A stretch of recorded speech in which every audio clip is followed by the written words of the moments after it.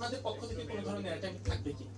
আর দ্বিতীয়ত হচ্ছে জুডিশিয়াল পদক্ষেপ, আমরা যে পদক্ষেপ লিগ্যাল পদক্ষেপটা নেব এটা সাকিবকে আপনি জিজ্ঞেস করতে। আমি যদি একটু আপনার প্রশ্নটা যদি বুঝে থাকি ঠিক মতো, আমি যদি একটু এটাকে আনসার করি, সেটা হচ্ছে যে যখন কি না আপনি মনে করেন কিছু কিছু নাম আছে যে সমস্ত নাম এসছে, এখন একটা ট্রায়াল যখন এখনো কিন্তু চলমান, এটা হচ্ছে কি এখন high court division of the supreme কোর্টে আছে, এটার পর appellate division of the supreme কোর্টে যাবে।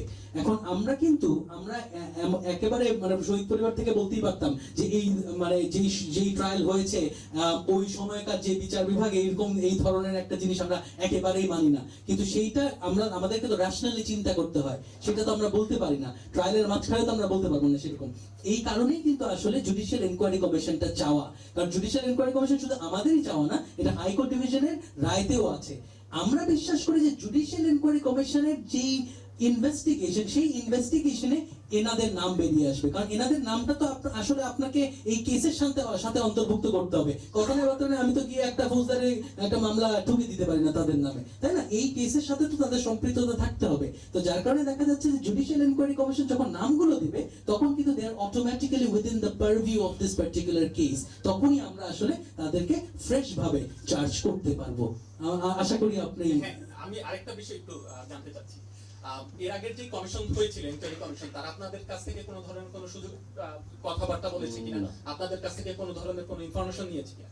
আপনি যে বিষয়টা দাবি করলেন আপনাদের কাছে অনেক এভিডেন্স আছে, অনেক বেশি কিছু বিষয় আছে যা আপনারা প্রমাণ করে, কল রেকর্ডের কথা বললেন, অনেক বিষয়, এগুলো আপনারা দিয়ে সহযোগিতা করবেন কিনা, বা তারা আপনাদের কাছে এর আগে চেয়েছিলেন? আমি যেটা বললাম, কমিশন তো তখন যে সার্ভিং অফিসার অনেকজন ছিলেন, না চেয়েও কিন্তু they had to abide by then regime's orders. অনেক অফিসারদের তো চাকরি করতে হবে, তাহলে তো দোষ দিয়ে লাভ নাই। কিন্তু এখন যারা যেহেতু রেজিম ইজ গন, আমরা চাই এই অফিসার্স গুলা আস্তে আস্তে সব আগায় আসুক, একজন একজন করে টেস্টিমনি দেখ, তখন আপনি সব পুরো ফুল পিকচারটা জানতে পারবেন। Thank you. আরেকটা বিষয় আমি একটু পরিষ্কার করে রাখি, আমার মনে হয় এই জিনিসটাও জাতির জানা দরকার।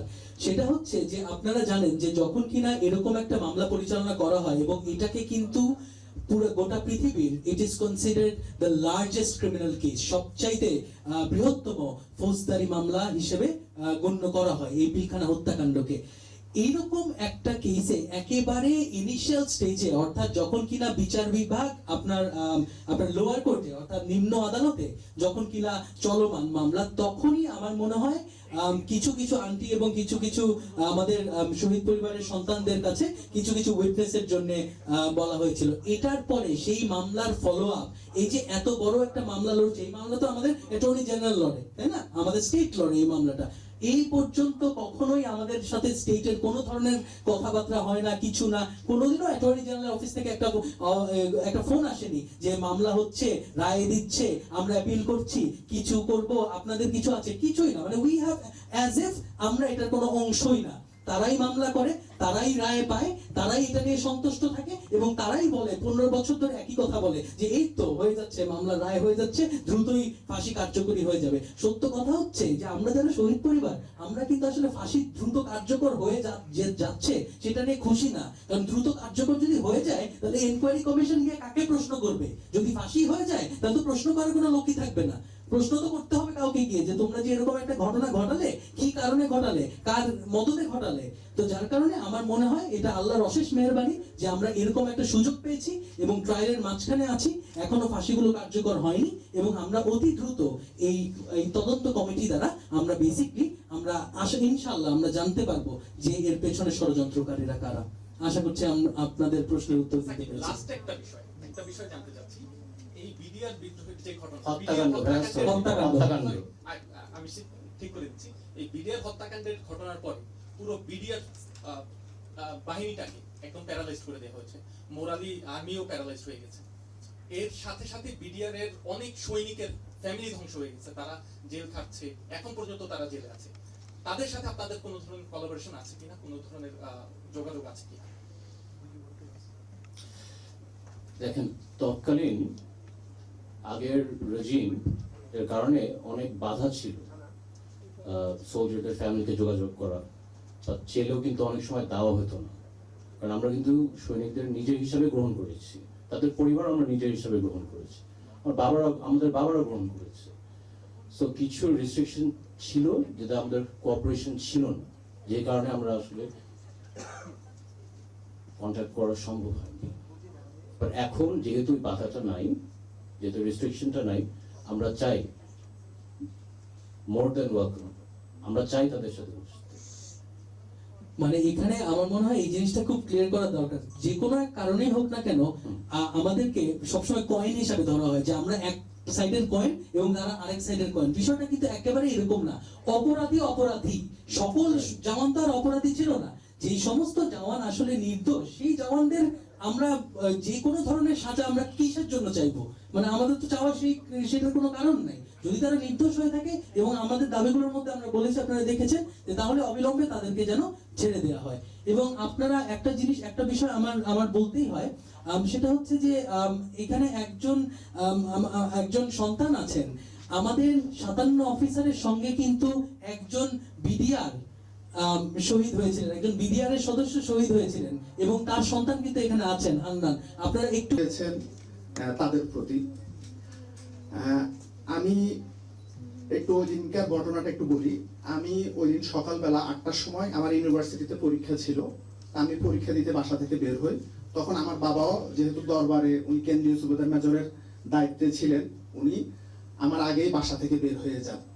আমি পরীক্ষা দিতে থাকি। এমন 10টার সময় ইউনিভার্সিটির স্যাররা কথা বলছিল যে পিলখানাতে একটা গন্ডগোল হচ্ছে, মনে হয় ডিজি শাকিল সাহেবকে মেরে ফেলছে।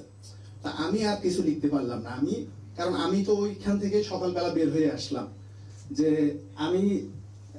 আমার কাছে মনে হয়নি যে না, বিডিআর এর সৈনিক বা অফিসারদের ভিতরে, কারণ আমার বাবা পিলখানাতে পোস্টিং হয়েছিল প্রায় 8 মাস আগে।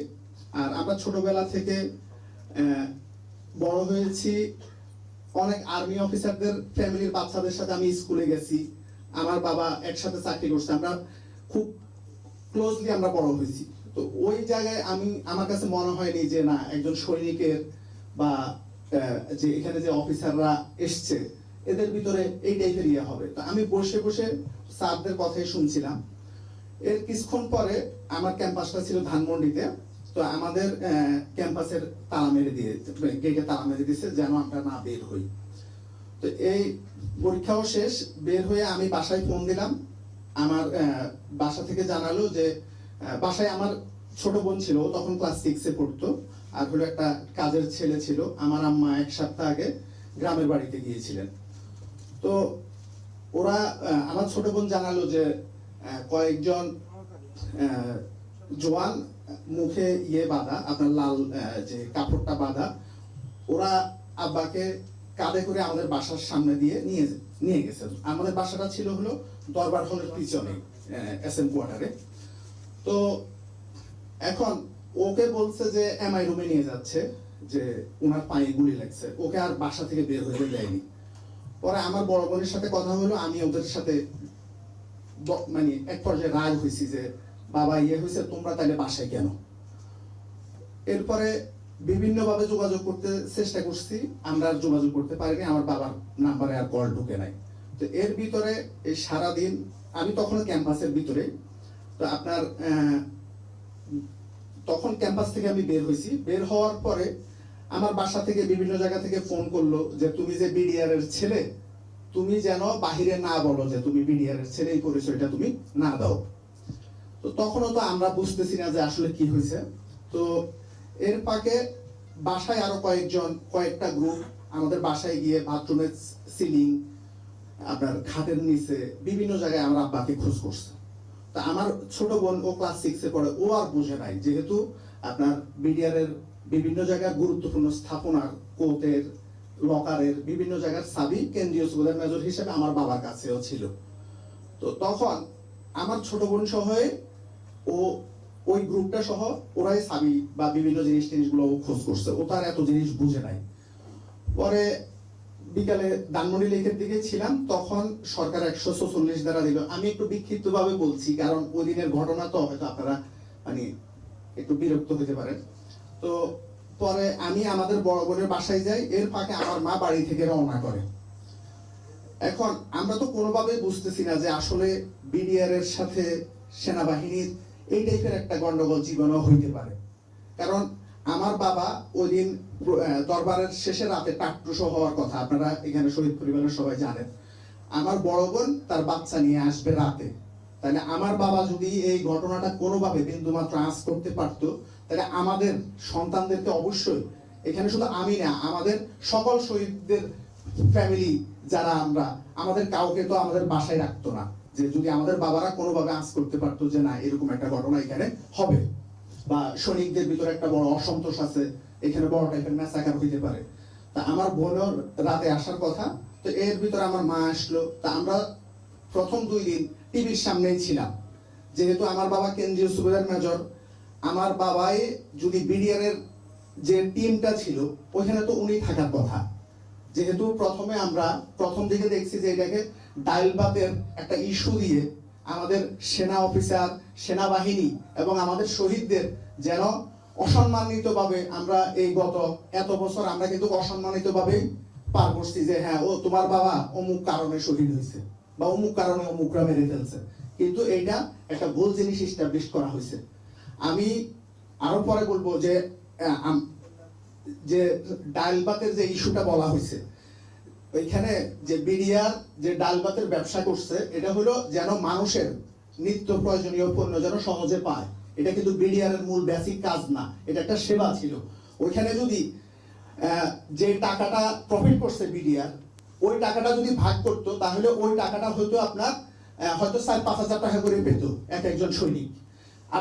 আমরা সবাই, আমরা কোনো না কোনো ভাবে সবাই চাকরি করি। আপনারা বলেন যে আমরা কি কখনো আমাদের ঊর্ধ্বতনকে এভাবে নৃশংসভাবে আমরা হত্যা করার কথা কিনা এই 4-5 হাজার টাকার জন্য?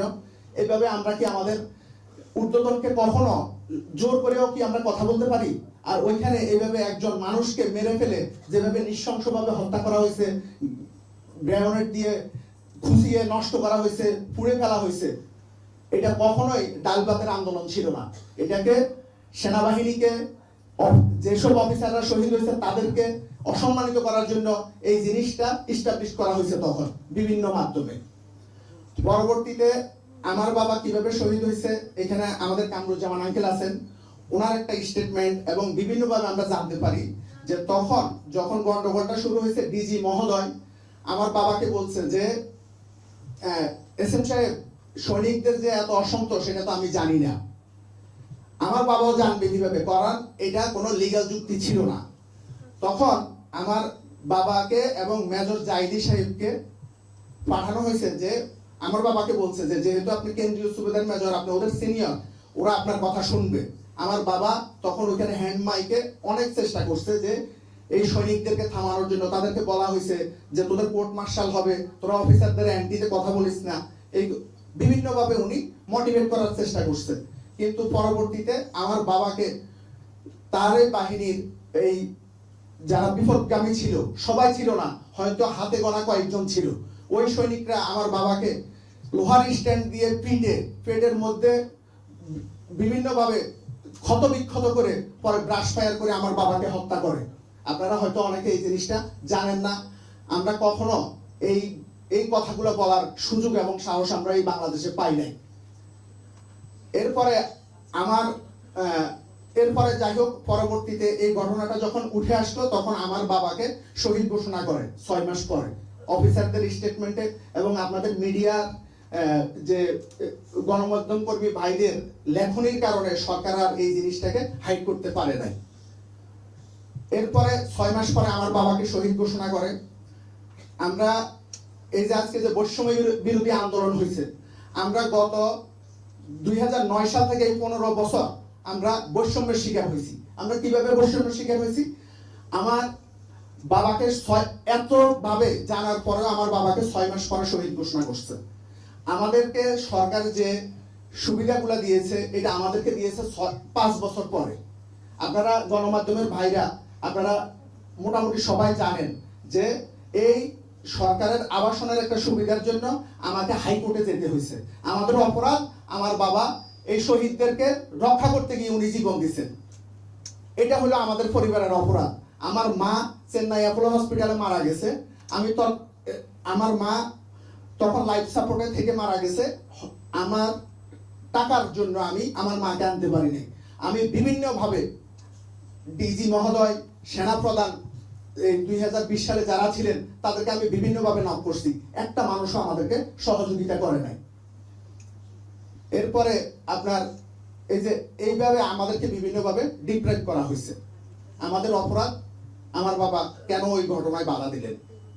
তা আমি আজকে এখানে মিডিয়ার ভাইরা আছেন, আমার বাবার শহীদ হওয়া থেকে শুরু করে আমার বাবার যে কন্ট্রিবিউশন, এটা আপনারাই তুলে ধরছেন। এখানে আমার অনেক পরিচিত ভাইয়ারা আছে। আমি